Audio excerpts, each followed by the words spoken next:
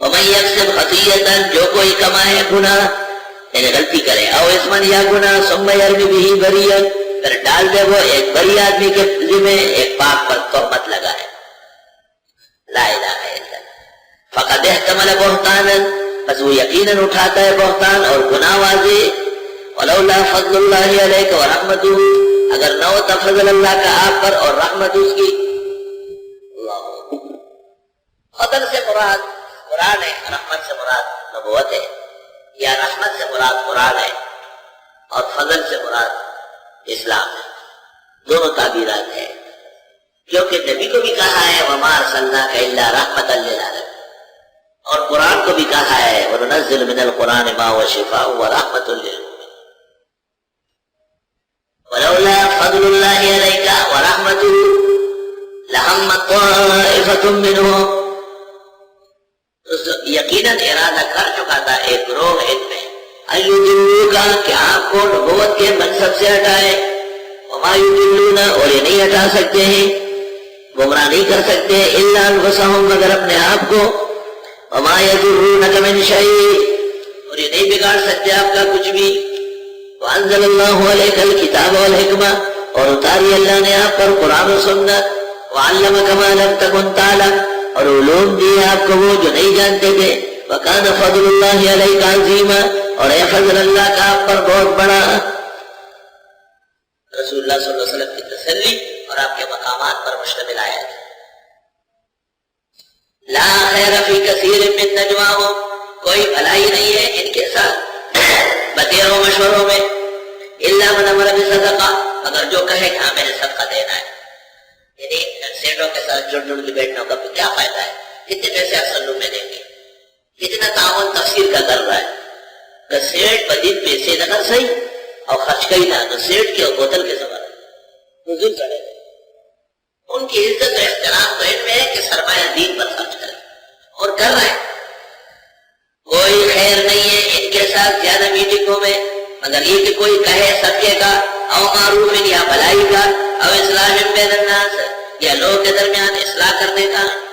ومن یفعل ذلک جو کوئی ایسا کرے ابتغاء مرضات اللہ ڈھونڈتے ہوئے رضا الہی فسوف نؤتیہ اجرا عظیما بس ان قریب دے دیں گے ان کو بڑا اجر یہ تو اتباع کی مثال ہو گئی اب مخالفت کی مثال کیا ہے ومن یشاقق الرسول جو خلاف کرے پیغمبر کی من بعد ما تبین له الهدى بعد اس کے کہ واضح ہو گئی اس کو ہدایت وَيَتَّبِعْ غَيْرَ سَبِيلِ الْمُؤْمِنِينَ اور چلتا ہے وہ مسلمانوں کے راہ و رسم کے خلاف وَمَن يُشَاقِقِ الرَّسُولَ سنت کا اتباع فرض ہے وَيَتَّبِعْ غَيْرَ سَبِيلِ الْمُؤْمِنِينَ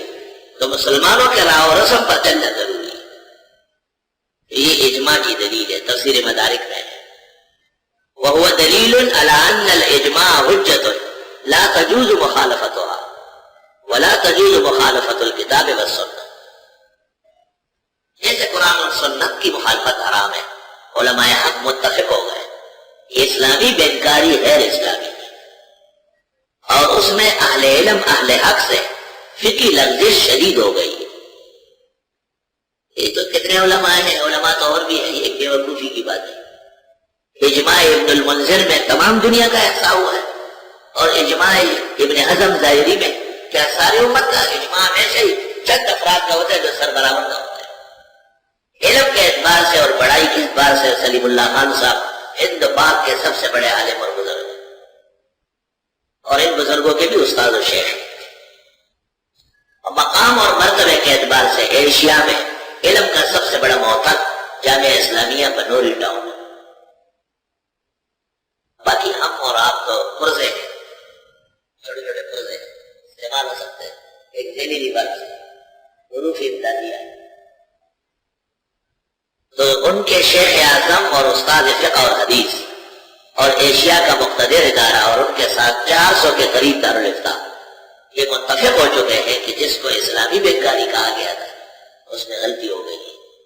اور جن وجوہ سے اس کو اسلام کہا گیا وہ وجوہ اس کے اسلامی بنانے کے لیے ناکافی ہے الاحسن نام نہاد اسلامی بینکاری نمبر شائع اور ابھی جو شعبان کا ماہنامہ نکلا ہے اس میں بھی میں نے کچھ گفتگو اس بارے میں کی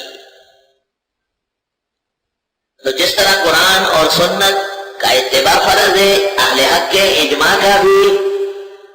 وَمَن يَفْعَلْ ذَلِكَ، جو کوئی ایسا کرے ابتغاء مرضات اللہ، اللہ کی رضا کے لیے، فَسَوْفَ نُؤْتِيهِ أَجْرًا عَظِيمًا، بس قریب دے دیں گے ان کو بڑا اجر. وَمَن يُشَاقِقِ الرَّسُولَ مِن بَعْدِ مَا تَبَيَّنَ لَهُ الْهُدَىٰ، جو خلاف کرے پیغمبر کا بعد اس کے کہ ہدایت واضح ہے، وَيَتَّبِعْ غَيْرَ سَبِيلِ الْمُؤْمِنِينَ، اور چلے وہ مسلمانوں کے راستے سے ہٹ کر.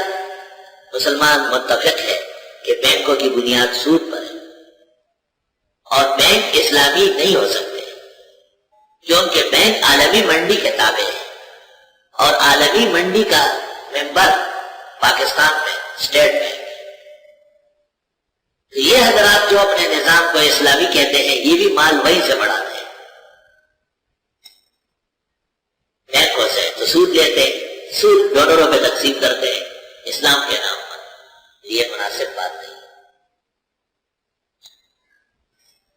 وَيَتَّبِعْ غَيْرَ سَبِيلِ الْمُؤْمِنِينَ، اور یہ چلے مسلمانوں کے راہ و رسم کے خلاف، نُوَلِّهِ مَا تَوَلَّىٰ، ہم پھیر دیں گے جہاں یہ پھرائے، وہی پٹا دیں گے. وَنُصْلِهِ جَهَنَّمَ، ڈال دیں گے ان کو دوزخ میں، وَسَاءَتْ مَصِيرًا، ناکارہ بازگشت ہے. إِنَّ اللَّهَ لَا يَغْفِرُ أَن يُشْرَكَ بِهِ، بے شک اللہ پسند نہیں کرتے کہ شرک کیا جائے اس کے ساتھ، اللہ تعالیٰ بخشے گا نہیں کہ شرک کو. وَيَغْفِرُ مَا دُونَ ذَلِكَ لِمَن يَشَاءُ، اور بخشتے ہیں اس کے علاوہ جس کے لیے چاہے. وَمَن يُشْرِكْ بِاللَّهِ، جو کوئی شریک ٹھہرائے اللہ کے ساتھ، فَقَدْ ضَلَّ ضَلَالًا بَعِيدًا، بس وہ بھٹک گیا دور کے بھٹکاوے میں. پہلے اس شخص کو سزا دی سنائی جو کتاب سنت اجماع کے خلاف ہے، اب فرمایا کہ شرک حرام ہے اور ناقابل معافی ہے. تو نتیجہ یہ نکلا کہ کتاب اللہ، سنت رسول اللہ اور اجماع المسلمین متفق ہے کہ بدترین گناہ کائنات کے اندر وہ شرک